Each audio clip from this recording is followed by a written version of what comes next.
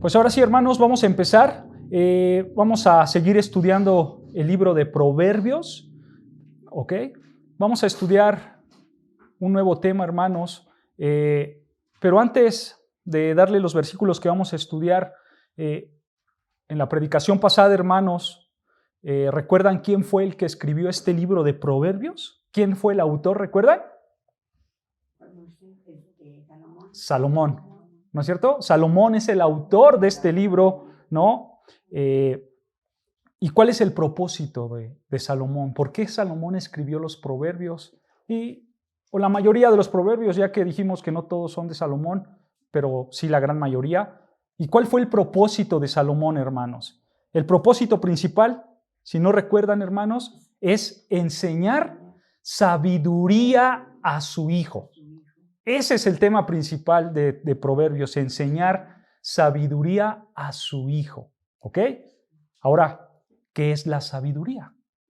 Porque Salomón está enseñando sabiduría, ¿no es cierto? Entonces, ¿qué es la sabiduría? La sabiduría es la capacidad para aplicar la palabra de Dios a nuestra vida. Exacto, eso es la sabiduría. La sabiduría es la aplicación correcta de la palabra de Dios en nuestra vida. Eso es la sabiduría en términos bíblicos, ¿ok? La aplicación correcta de la palabra de Dios a nuestra vida diaria, ¿ok? Y aquí, hermanos, vamos a aprender muchas cosas, muchos temas, vamos a hablar de muchos temas, ¿ok?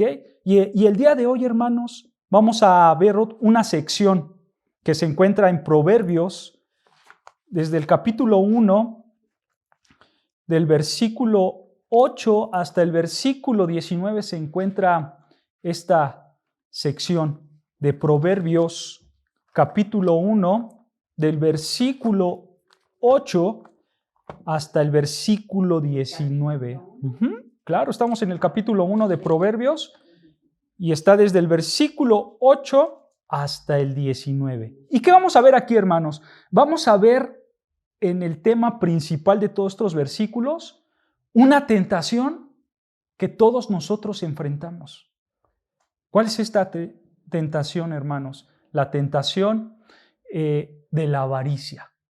Aquí vamos a ver el tema de la avaricia.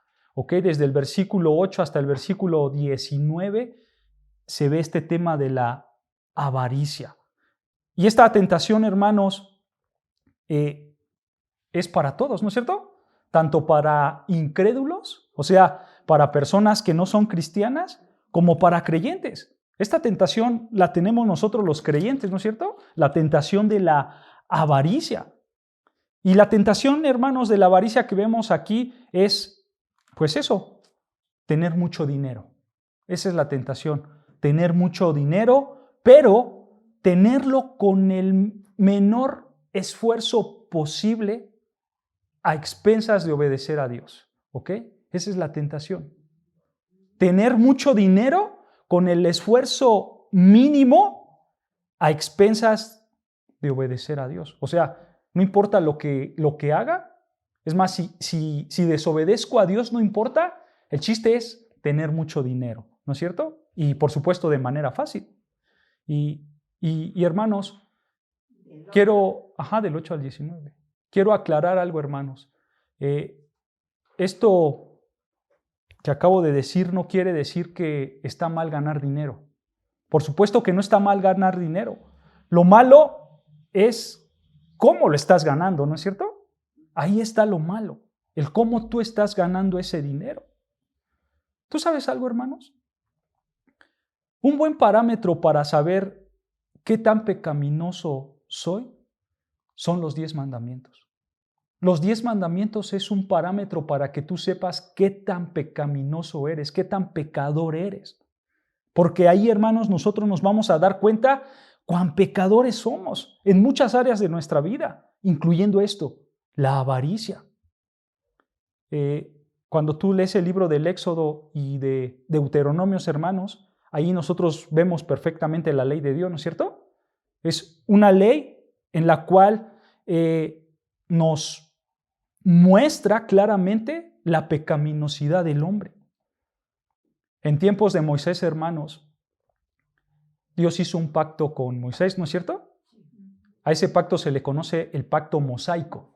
Y Dios le dijo a Moisés, Moisés, yo me voy a comprometer en bendecirlos a todos ustedes israelitas, pero si ustedes me obedecen.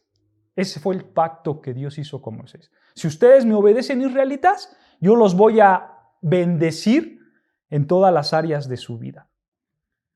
Pero hay una realidad también, hermanos, que tenemos que tener en cuenta. La ley de Dios no servía para salvación. La ley de Dios no sirve para salvación. Ese no es el propósito de la ley de Dios. El propósito de la ley de Dios no es salvar. ¿Ustedes saben cuál es el propósito de la ley de Dios? El propósito de la ley de Dios es mostrarnos quiénes somos realmente.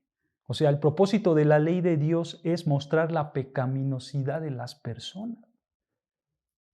Y también el propósito de la ley de Dios sirve para expresar tu adoración a Dios. Porque si tú la cumples, tú estás adorando a Dios, ¿no es cierto? Y entonces tú le estás dando una expresión de adoración. Pero también te sirve para que veas cuán pecador eres. Para eso también sirve la ley de Dios. La ley de Dios no salva. La salvación, ¿por dónde es, hermanos? ¿Quién es el que te salva? La salvación la encuentras por una fe arrepentida en Cristo, ¿no es cierto? La salvación es únicamente y exclusivamente de Cristo Jesús, ¿no es cierto? Solo por medio de Cristo podemos ser salvos. Alguien puede decir, bueno, si Cristo es el medio de salvación, entonces ¿cómo las personas del Antiguo Testamento se salvaban? Si Cristo no estaba ahí. Cristo todavía no estaba ahí. Entonces, ¿cómo se salvaban estos hombres? ¿Ustedes saben la respuesta? ¿Pero la fe en quién? Si todavía ellos no sabían que Jesús era el Cristo. Entonces, ¿por medio de qué se salvaban? Por medio de la fe de Dios, del Padre. ¿En Dios? No. Bien, es muy sencillo. Ellos se salvaban, sí, por medio de la fe, pero por medio de la fe puesta en el Mesías que iba a venir. ¿Quién es ese Mesías que iba a venir? Cristo. Entonces, si estos hombres ponían su fe en el Mesías, ellos eran salvos. Así fue salvado también Abraham, Moisés y todos estos hombres del Antiguo Testamento. Pero cuando llegó el Nuevo Testamento, ¿qué pasó? Ese Mesías se reveló, ¿no es cierto? Y ahora sabemos por toda la inspiración y por toda la revelación de la palabra, sabemos que ese Mesías es Jesucristo, ¿no es cierto? Y por eso el día de hoy, si queremos ser salvos, tenemos que creer en Jesucristo porque Él es el Mesías. Él es el único que salva, ¿no es cierto? Pero la ley de Dios no salva. El único que salva es Jesucristo. Ahora, los israelitas, por supuesto que expresaban una fe genuina, por supuesto que algunos de ellos obedecían a Dios a través de la ley, pero realmente la ley, hermanos, únicamente sirve para mostrar nuestro pecado. Y vean lo que dice el 10º mandamiento en el Éxodo 20. Vamos tantito al Éxodo 20, versículo 17. Vean lo que dice Éxodo 20. Éxodo 20, versículo 17. ¿Ya lo tenemos?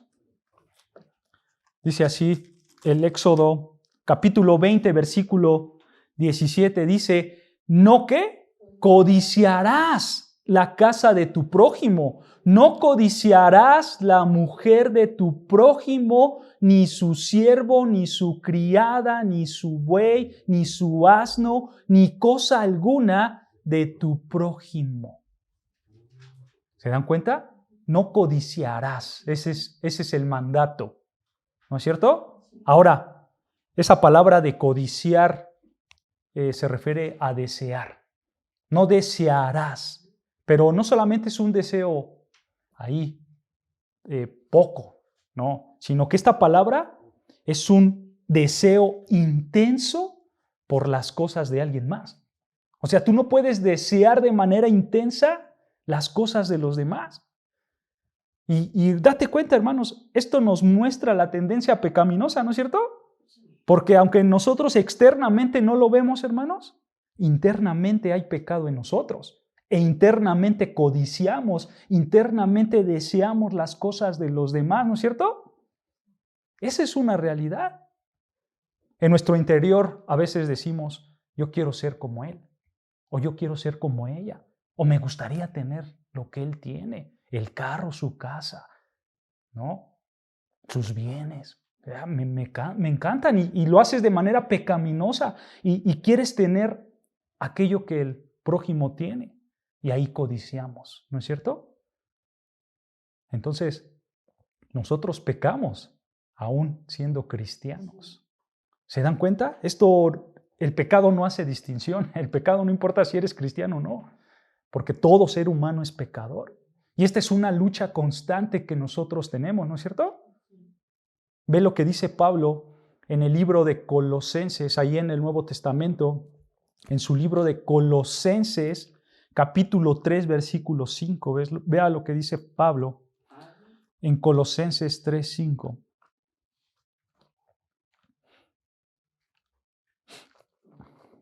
Colosenses capítulo 3, versículo 5. ¿Ya lo tenemos? Vean lo que dice Colosenses 3, 5. Dice así la palabra del Señor. Escucha, haced morir pues lo terrenal. ¿En dónde? En vosotros. Ahora, Pablo, ¿qué es lo terrenal? ¿Qué es lo terrenal? Vean, continúa diciendo el versículo. Fornicación, impureza, pasiones desordenadas, malos deseos y ¿qué? Avaricia, que es idolatría. Lo que Pablo está diciendo, hermanos, es que un verdadero cristiano, alguien que ha creído en Jesús, alguien que ha creído en Cristo y que ha depositado sus pecados en Cristo y que Cristo lo ha perdonado, o sea, alguien que ha nacido de nuevo, alguien que fue trasladado de las tinieblas a la luz, lo que está diciendo Pablo es que esa persona lucha con esto, lucha con la avaricia, ¿no es cierto? Por eso Pablo usa la palabra ahí al principio del versículo, dice, hagan morir, ¿no es cierto? O sea, haz un esfuerzo, te está diciendo Pablo, haz un esfuerzo para matar tu deseo pecaminoso. En otras palabras, todo cristiano lucha con deseos pecaminosos, incluyendo estos específicos: fornicación, impureza, pasiones desordenadas y la avaricia. Todo cristiano lucha con esto, pero todo cristiano tiene que ¿qué? Hacer morir sus deseos pecaminosos, ¿no es cierto? Entonces, hermanos, no importa si tú llevas un mes, un día o 40 años en el cristianismo, tú vas a luchar y vas a seguir luchando con tus deseos pecaminosos. Esa es una realidad, hermanos. Si tú eres un verdadero hijo de Dios, tu deleite más grande, ¿qué es? Conocer a Dios, ¿no es cierto? Y obedecer a Dios, ¿no es cierto?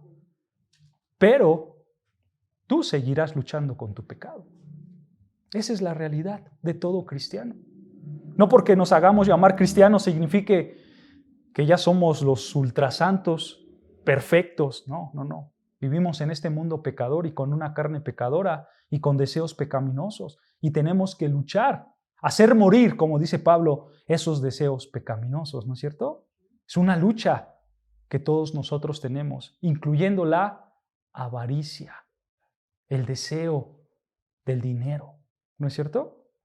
Entonces, regresando a Proverbios, hermanos, regresando a Proverbios 1, con la sabiduría de Salomón, hermanos, él nos va a ayudar a saber cómo hacer morir este deseo de lo material.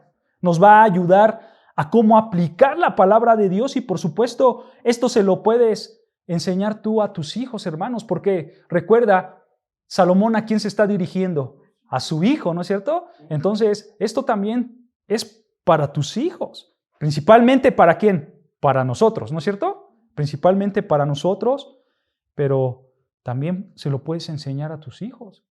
Porque aquí sabrás cómo lidiar tú con la codicia, con la avaricia.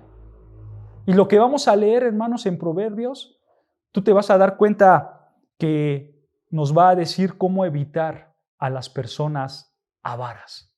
Eso es el propósito de todo lo que vamos a leer. Cómo evitar a las personas avaras. Porque esas personas avaras son muy peligrosas. Son muy peligrosas y las tenemos que evitar. Pero antes de leer los versículos, hermanos, quiero darte unos datos importantes, claro.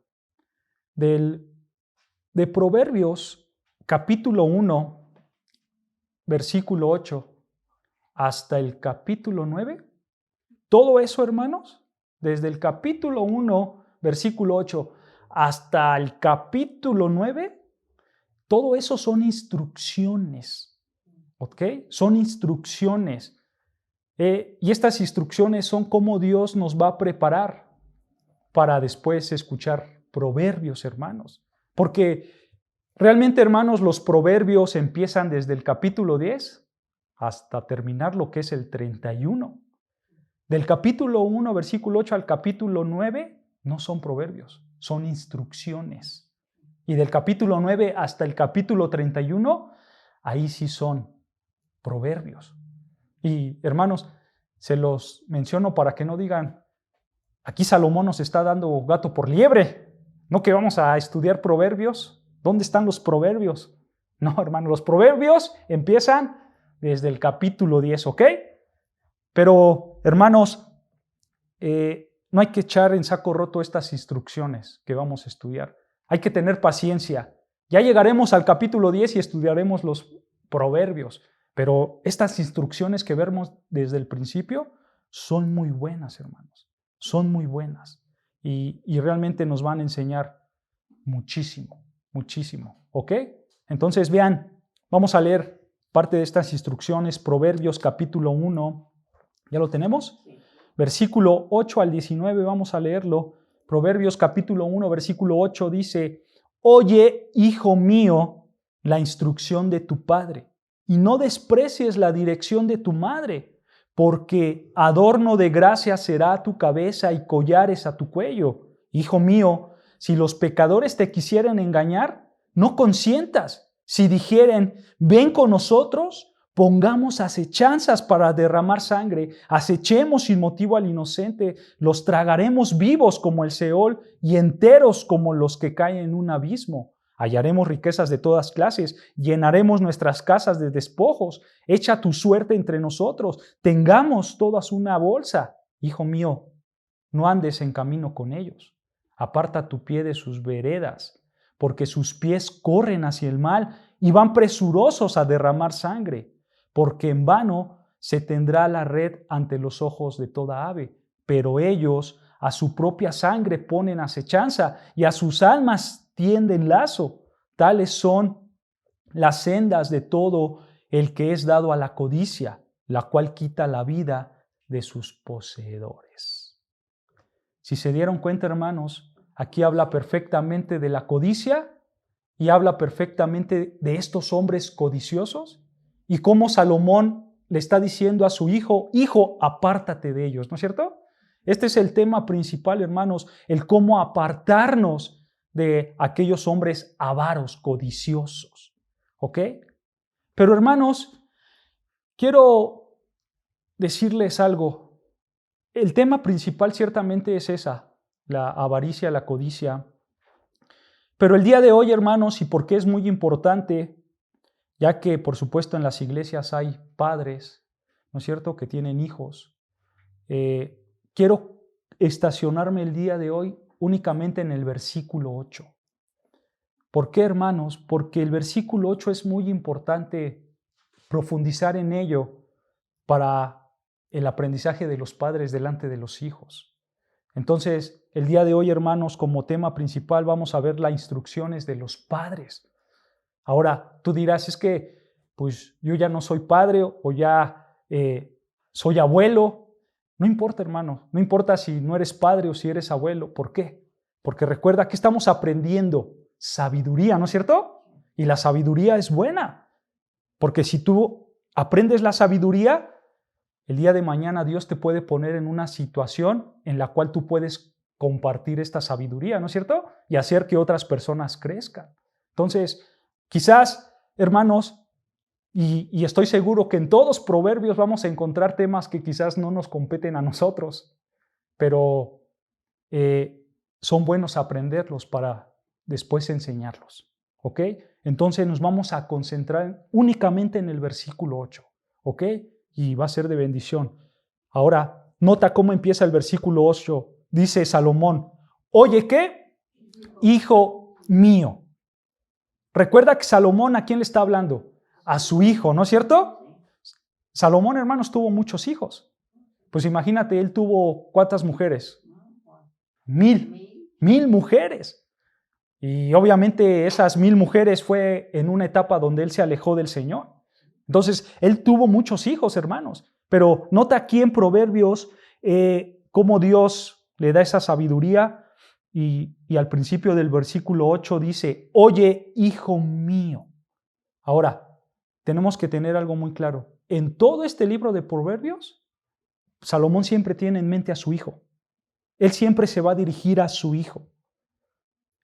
Probablemente no se dirige a la hija, porque por diseño de Dios, hermanos, los hombres son la cabeza del hogar. Entonces aquí tenemos a un padre que está instruyendo a su hijo para que cuando él crezca sepa cómo instruir a su familia. ¿Ok? Pero ahora, hermanos, con esto no se me vayan a ofender las mujeres. Y no vayan a decir las mujeres, bueno, como no me menciona a mí, mujer, entonces yo le dejo todo a mi marido, ¿no es cierto? Y que él se encargue de todo.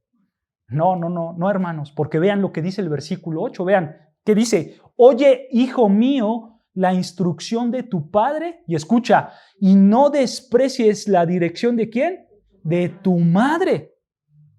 Nota una implicación, hermanos.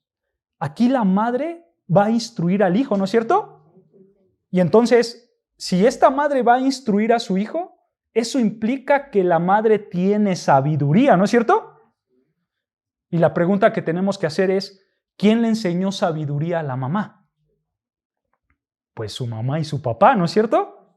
Porque vean lo que dice Proverbios 31:10. Vean lo que dice Proverbios 31. Es el último capítulo de este libro. Proverbios 31, vean lo que dice. Ya lo tenemos, Proverbios 31, versículo 10. Vean lo que dice. Mujer virtuosa, ¿quién la hallará? Porque su estima sobrepasa largamente a la de las piedras preciosas. Aquí estamos hablando ¿de quién? De una mujer virtuosa, ¿no es cierto? Pero ahora vean, ¿quién es esta mujer virtuosa? ¿Cómo es esta mujer virtuosa? Vean el versículo 30. Versículo 30. Engañosa es la gracia y vana la hermosura. Escucha, la mujer que ¿qué? Que teme a Jehová, esa será alabada. Nota, hermano, que la mujer virtuosa es la mujer que ¿qué? Que teme a Jehová. O sea, la mujer virtuosa es la mujer que ha aprendido la sabiduría, ¿no es cierto? ¿Recuerdan cuál es el principio de la sabiduría? ¿Cuál es el principio de la sabiduría, hermanos? El temor de Jehová. Entonces aquí vemos a una mujer sabia, ¿no es cierto? Pero esta mujer, ¿cómo aprendió la sabiduría? Pues obviamente alguien se lo tuvo que enseñar, ¿no es cierto? ¿Y quién se la enseñó? Lo más lógico, pues sus padres, ¿no es cierto? Ahora, como ya lo mencionamos, hermanos, aquí Salomón siempre va a referirse a su hijo y siempre va a decir, hijo mío, hijo mío. Pero, hermanos, en la aplicación esto no solamente es para los hijos, para los hombres. En la aplicación también entran las mujeres, las hijas. Esto aplica para todos, tanto para hombres como para mujeres, ¿ok? Entonces, regresando a nuestro versículo base, Proverbios 1:8, vean. Dice así, Proverbios capítulo 1, versículo 8, dice: oye, hijo mío, la instrucción de tu madre y no desprecies ¿la qué? La dirección de tu madre. Nota aquí algo importante. Esta palabra de dirección en hebreo, hermanos, es Torah. Torah. Eso quiere decir dirección en hebreo. Torah. Ahora, ¿te recuerda algo esta palabra? ¿Tú sabes cuál es la Torah? ¿Su Biblia? ¿La Biblia de quién? De los judíos, ¿no? La Torah son los libros de la ley. ¿Cuáles son los libros de la ley? La Torah, los libros de la ley. El Pentateuco, ¿cuáles son? Génesis, Éxodo, Números, Levíticos y Deuteronomios. Estos 5 primeros libros son la Torah, ¿ok? Y esos libros, hermanos, ¿qué hacen? ¿Qué enseñan? Esos 5 primeros libros. La ley. ¿Y la ley qué hace? Te instruye, ¿no es cierto? La ley te enseña, la ley te direcciona, ¿no es cierto? Entonces, esa es la idea que tiene aquí Salomón en cuanto a la madre. La madre tiene que hacer lo que hace la ley. O sea, la madre tiene que poner la dirección, tiene que instruir, tiene que enseñar. Eso es lo que hace la madre. Pero como ya lo dijimos, esto no solamente es exclusivo para una persona, sino esto es para los dos, tanto para el padre como la madre. Los dos están involucrados, porque vean qué dice el versículo 8. Oye, hijo mío, la instrucción ¿de quién? De tu padre. ¿Y la dirección de quién? De tu madre. O sea, ni el padre ni la madre quedan fuera de la instrucción de sus hijos. Recuerda algo, hermanos. Este libro se escribió casi en el año 600 antes de Cristo. O sea, nosotros estamos hablando de 30 siglos atrás. Y algunas personas van a decir, bueno, pues esto ya es viejito. Yo por eso le dejo mis hijos a mi esposa. O yo por eso le dejo mis hijos a mi esposo. Porque la palabra de Dios es viejita. Pero no, hermanos. La palabra de Dios nunca pasa. La palabra de Dios siempre permanece, ¿no es cierto? Por eso aquí podemos ver claramente que la instrucción para educar a los hijos es tanto del padre como de la madre. Y esto sigue aplicando hasta el día de hoy. Y Pablo lo enseñó. Vean lo que dice Efesios 5. Vamos al libro de Efesios, capítulo 5, versículo 18, ahí en el Nuevo Testamento. Efesios, capítulo 5, versículo 18.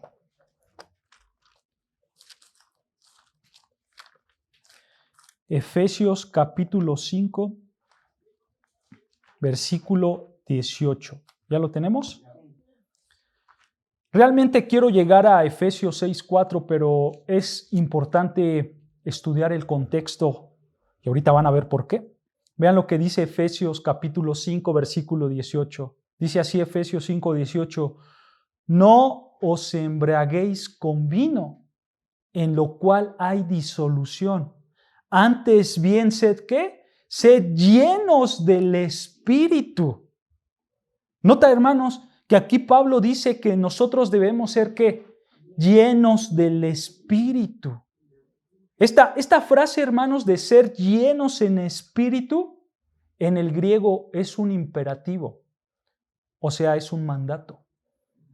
Pablo está mandando a que nosotros seamos llenos del Espíritu Santo. Esa es la ordenanza. La ordenanza es que tú debes de ser lleno del Espíritu Santo. La pregunta que tenemos que hacer es, ¿qué es ser lleno del Espíritu Santo? ¿No es cierto? Porque si Él nos está mandando a ser llenos del Espíritu Santo, entonces, ¿qué es ser llenos del Espíritu? ¿Ustedes saben, hermanos? ¿Qué es ser llenos del Espíritu Santo?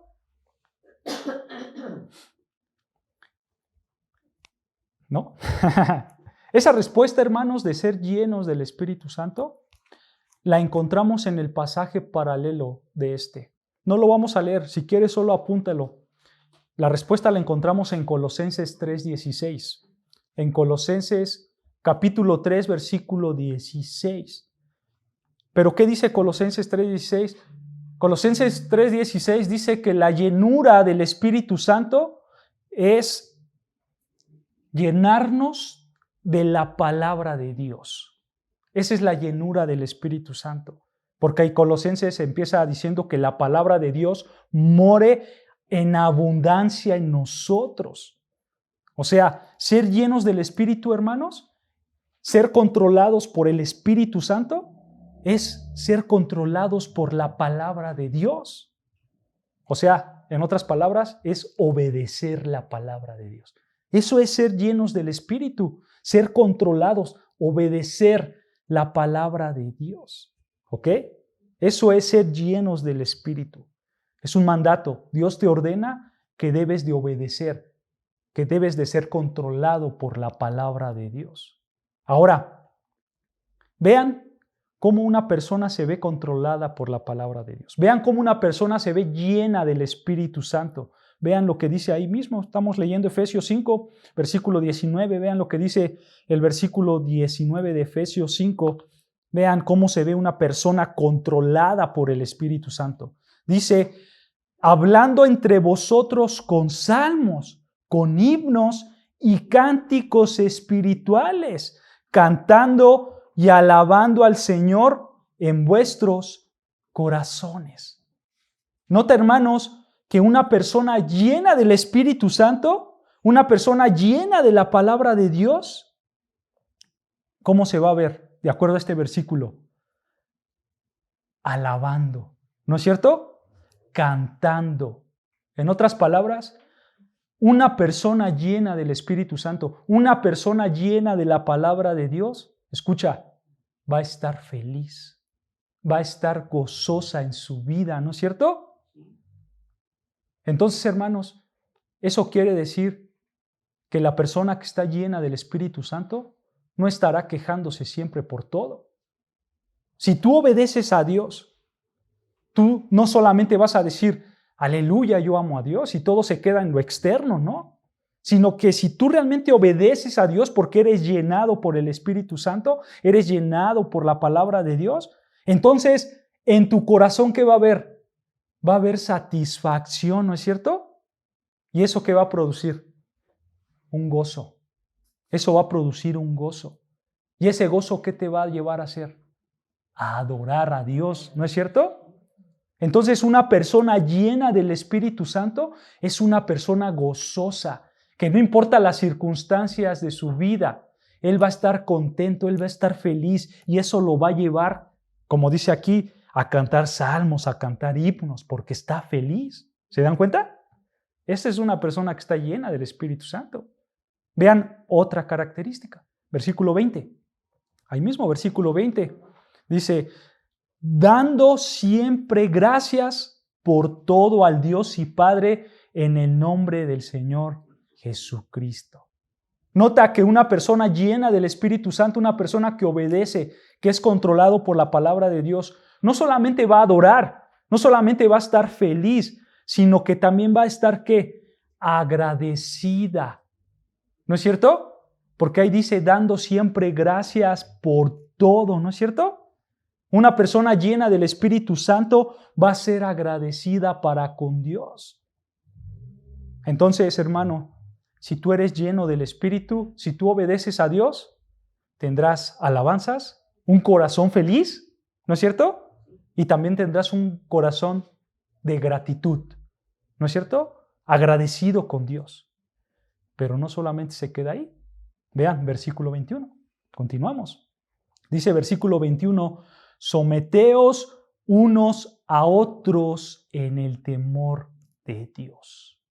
Nota que alguien que está lleno del Espíritu será una persona gozosa, que alabe, será una persona agradecida y por último, versículo 21, será una persona que se somete a los otros, ¿no es cierto? O sea, esta persona estará dispuesta o dispuesto a ponerse atrás, ¿no es cierto? Y a los demás adelante. Él se pone antes que sí mismo. Y esto es una persona llena del Espíritu Santo. Una persona que está gozosa, feliz, agradecida con Dios y que pone primero a los otros antes que a Él. Esa es una persona que está llena del Espíritu Santo. Pero ¿sabes algo, hermanos? Una persona llena del Espíritu Santo también se puede aplicar en la casa. En la casa. Vean cómo es una esposa llena del Espíritu Santo. Vean lo que dice ahí mismo el versículo 22. ¿Qué dice ahí mismo el versículo 22? Dice, las casadas estén sujetas a sus propios maridos como al Señor. Una esposa que está llena del Espíritu se va a sujetar a su marido, ¿no es cierto? Y ahora vean cómo es un hombre lleno del Espíritu. Versículo 25. Versículo 25 dice, maridos, amad a vuestras mujeres, así como Cristo amó a la iglesia y se entregó a sí mismo por ella. O sea, el marido que está lleno del Espíritu Santo, el marido que está lleno de la palabra de Dios, ese marido piensa primero en su mujer y después en él. ¿No es cierto? Ahora, nota para quién más aplica esto. Vamos a un capítulo después. Efesios capítulo 6, versículo 1. Vean lo que dice Efesios capítulo 6, versículo 1. Vean lo que dice Efesios 6, 1. Hijos, obedecer en el Señor a vuestros padres, porque esto es justos. Nota que los hijos que están llenos del Espíritu Santo, llenos de la palabra, que quieren obedecer a Dios, ¿qué tienen que hacer? Obedecer a los padres. ¿No es cierto? Ellos van a obedecer a los padres. Y expliqué todo esto, hermanos, para llegar al versículo 4 de este capítulo. Ya que tu padre tienes que estar en primer lugar lleno del Espíritu Santo. O sea, tu padre y madre debes de obedecer primeramente a Dios. Tú, primeramente, padre y madre, debes de obedecer a Dios, porque si tú estás siendo controlada por la palabra de Dios, por el Espíritu Santo, entonces tú vas a cumplir el versículo 4. Vean lo que dice el versículo 4. Vean, ahí mismo, Efesios 6, versículo 4, vean. Y vosotros, padres, no provoquéis a ira a vuestros hijos, sino que criarlos en la disciplina y amonestación del Señor. Esto es Proverbios 1:8. Tu padre y madre cría a tus hijos, ¿no es cierto? Los dos, tanto el padre como la madre, tienen que instruir, tienen que criar a su hijo. Y digo los dos porque así lo enseña también Efesios. ¿Qué dice ahí en el versículo 1 de Efesios? Dice, hijos, obedecer en el Señor a vuestros, ¿qué? Padres. Padres es genérico, es en plural, o sea, se está refiriendo al padre y a la madre, a los dos. De hecho, vean lo que dice el versículo 2. Dice, honra a ¿quién? A tu padre y a tu madre, que es el primer mandamiento con promesa para que te vaya bien y seas de larga vida sobre la tierra. ¿Se dan cuenta? Son los dos. No solamente es el papá, no solamente es la mamá, son los dos, padre y madre. Los dos tienen que instruir a sus hijos. Por eso dice el versículo 4, vosotros ¿qué? Padres en plural, en genérico, padre y madre. Los dos, ahí dice que no tienen que hacer que, dice, no provoquéis a ira a vuestros hijos, sino criarlos. Esta palabra de criarlos, hermanos, es muy importante. Es muy importante. Porque esta palabra de criar se refiere a llevar a los hijos a la madurez, a apoyarlos, a proveerles las cosas. Eso es lo que significa criar, llevar a tu hijo a la madurez. En este contexto que estamos leyendo, hermanos, la idea es que tú debes de cuidar a tu hijo, tú lo debes de proveer de todo lo que necesite para que él pueda llegar a una buena madurez. Esa es la idea. Los dos lo crían. Ahora, la pregunta que tenemos que hacer es, ¿cómo, padre, vas a criar a tu hijo? Dice ahí, ¿en qué? En disciplina. ¿No es cierto? O sea, en instruirlo, en disciplina. Tú lo debes de instruir, tú lo debes de preparar.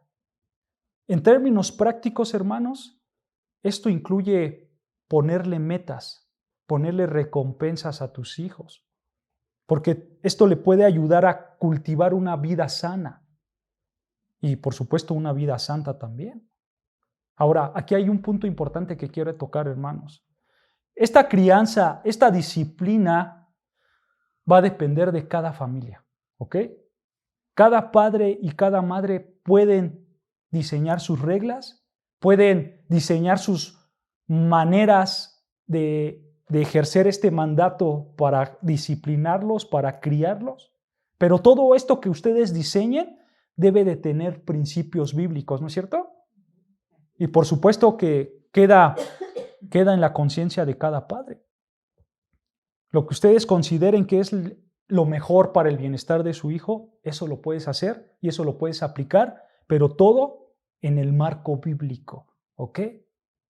Pero padres, aquí entra mucho la sabiduría de Dios.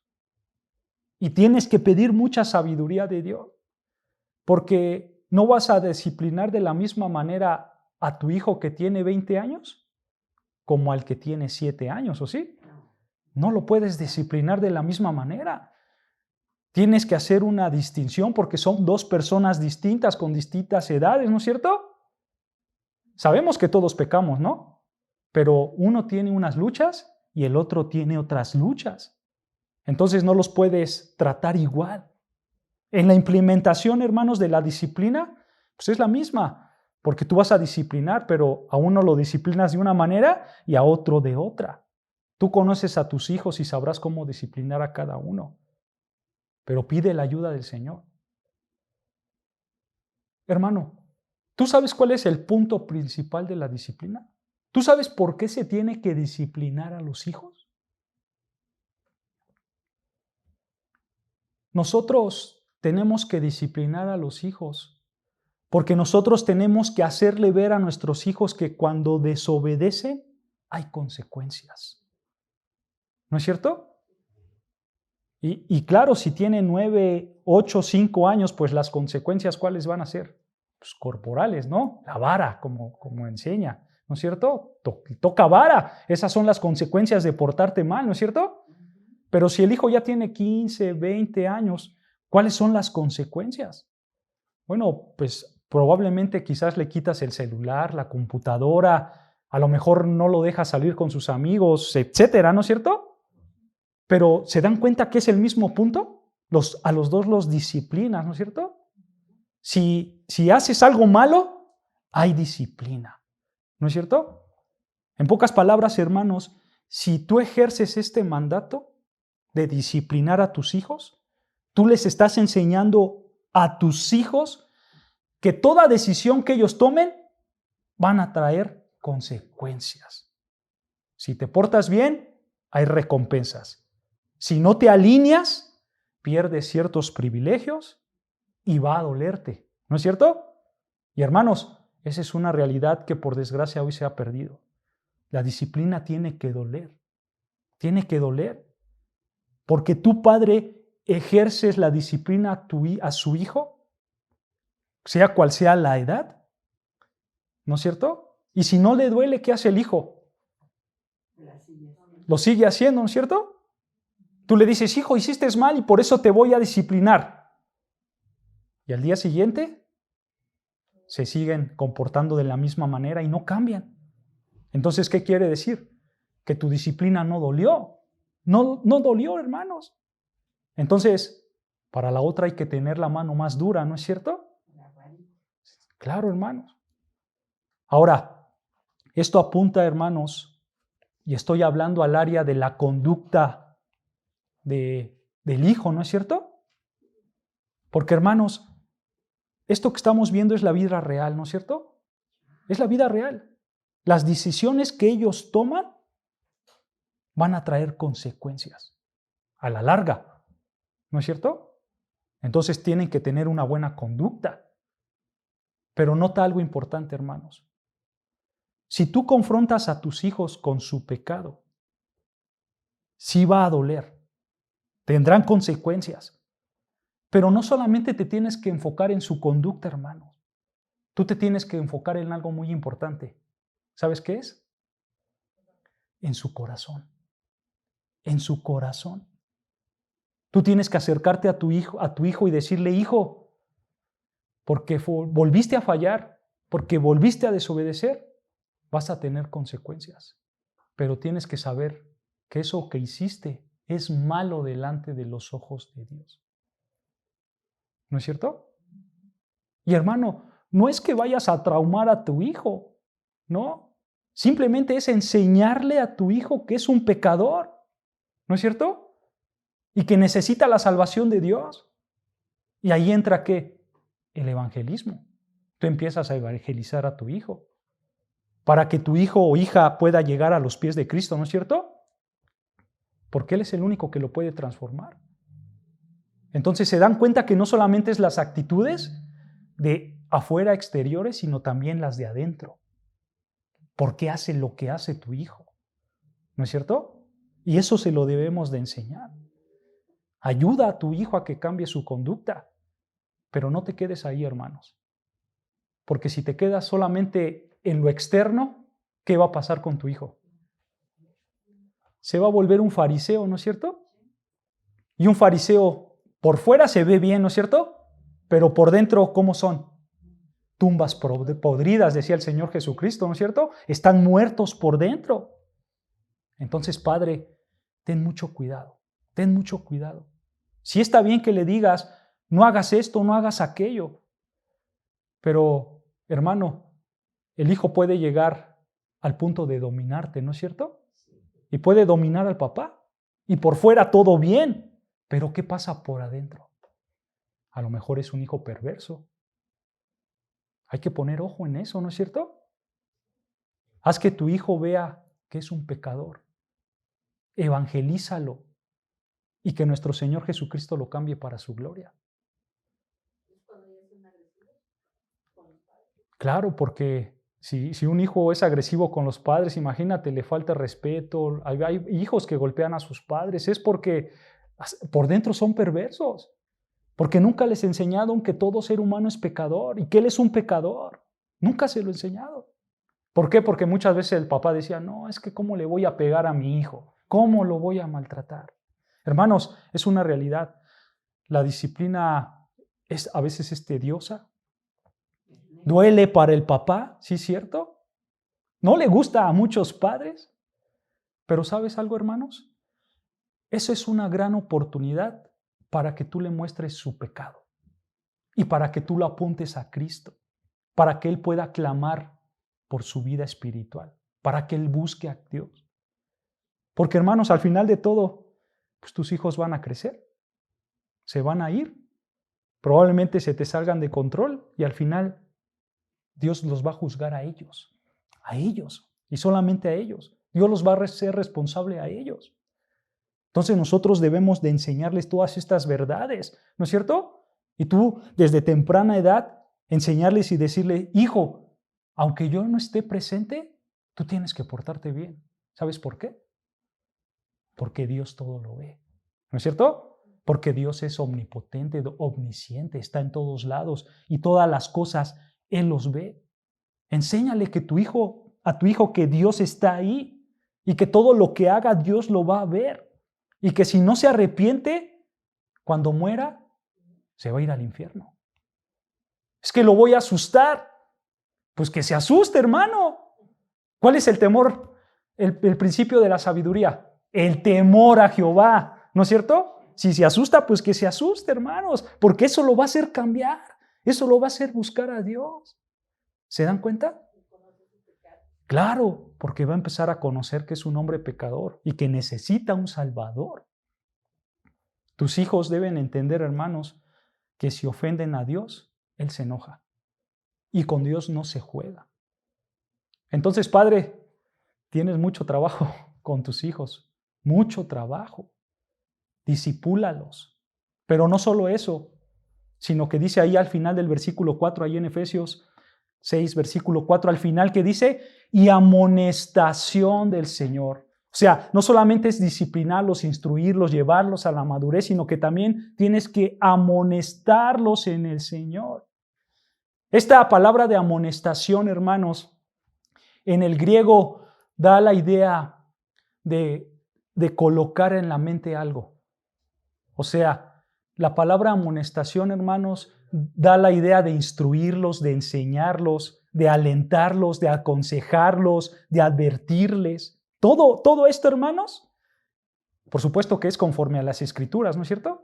Tú tienes que hacer esto como padre. Y por supuesto... Llamarles la atención. No, en nuestro español, amonestar es llamar la atención, pero en el griego la idea es colocar algo en la mente, o sea, tú lo vas a instruir, tú le vas a enseñar, ¿ok? Tú le vas a dar a tus hijos las advertencias y todas las cosas que tiene que aprender de la vida. Eso es amonestar, instruirlo, enseñarle, aconsejarle, advertirle. Eso es amonestar. Y le estoy hablando como tal cual lo enseña el griego en esta palabra. Ajá, exacto. Ese es tu trabajo. Y pasa lo mismo con la disciplina, ¿ok? Es lo mismito. Depende de la edad. Es como tú lo vas a instruir, ¿no es cierto? Es como tú lo vas a aconsejar, ¿no es cierto? Entonces, date cuenta, hermanos, que los principios son los mismos. La implementación cambia. Depende de la edad que tenga tu hijo, es como va a cambiar la implementación. Pero el principio es el mismo. Tú disciplinas y tú amonestas a tu hijo. Unos padres pueden decir, y seguro la gran mayoría, es que todo esto que me acabas de decir es muy difícil. ¿Es difícil, hermanos? Ustedes que son padres o que ya fueron padres y sus hijos pues ya están casados y demás, ¿les fue difícil o les es difícil, hermanos, criar a sus hijos? Pues yo he platicado con muchos y les cuesta mucho trabajo. Entonces, es difícil. Es que están chiquitos, claro, y a veces, sí, claro. Y a veces cuando están más chicos les permites muchas cosas, ¿no es cierto? Y cuando están grandes, te sacan carnas verdes, ¿no es cierto? Y porque, hermano, ciertamente es difícil instruir a tu hijo, pero esto es muy bueno, hermanos. Lo que no hacemos de cuando están chiquitos, ajá, irlos instruyendo desde pequeños. Claro. Claro, enseñarles el temor de Dios desde pequeños. Claro, cuando son grandes ya es tan difícil y por supuesto cuando llegan a una edad madura, pues la responsabilidad ya son de ellos, ¿no es cierto? Y poderlos cambiar es difícil, necesitamos la ayuda del Señor. Y a ese punto quiero llegar. La instrucción a los hijos es difícil. Entonces eso nos debe llevar ¿a qué? A humillarnos delante de Dios, ¿no es cierto?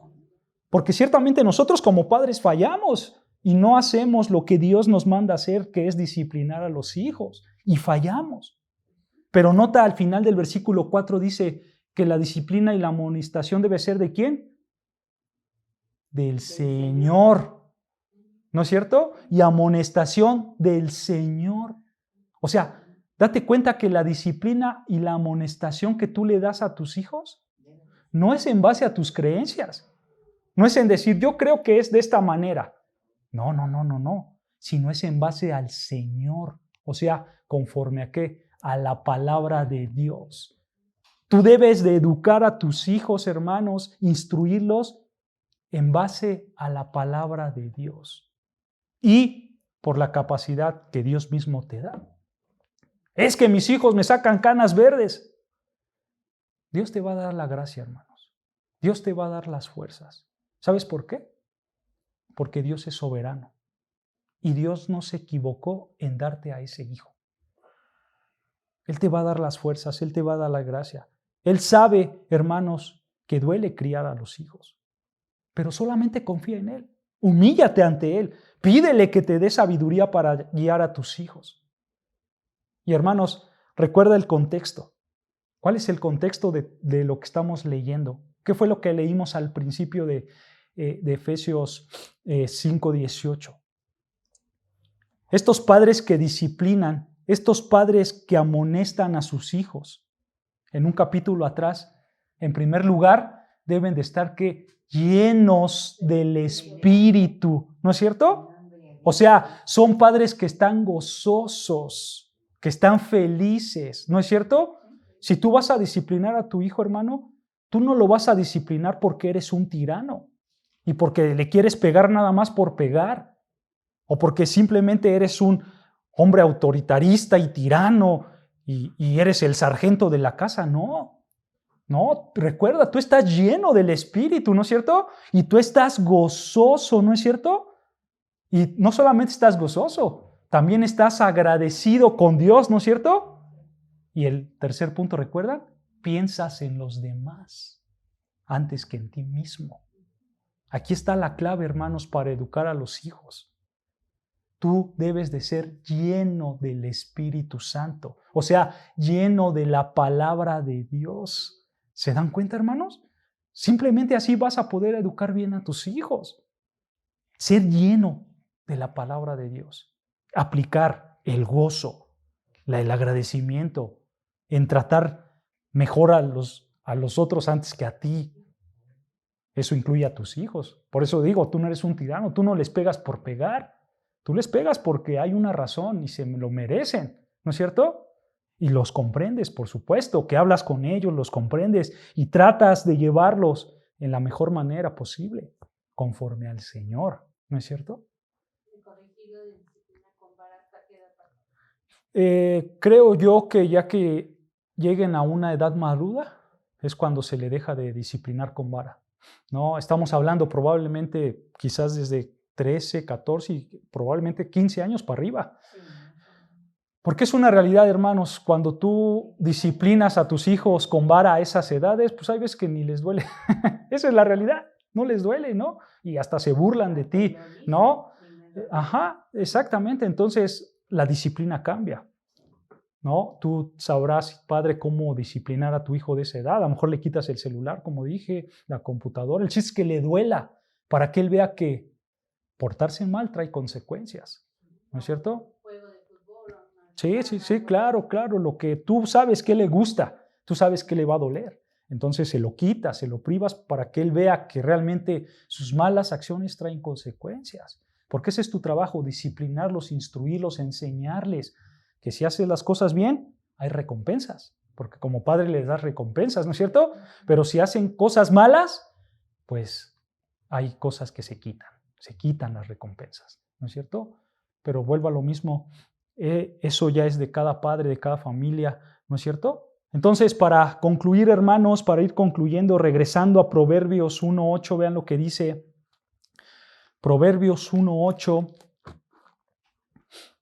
Dice así, Proverbios, capítulo 1, versículo 8, dice: Oye, hijo mío, la instrucción de tu padre y no desprecies la dirección de tu madre.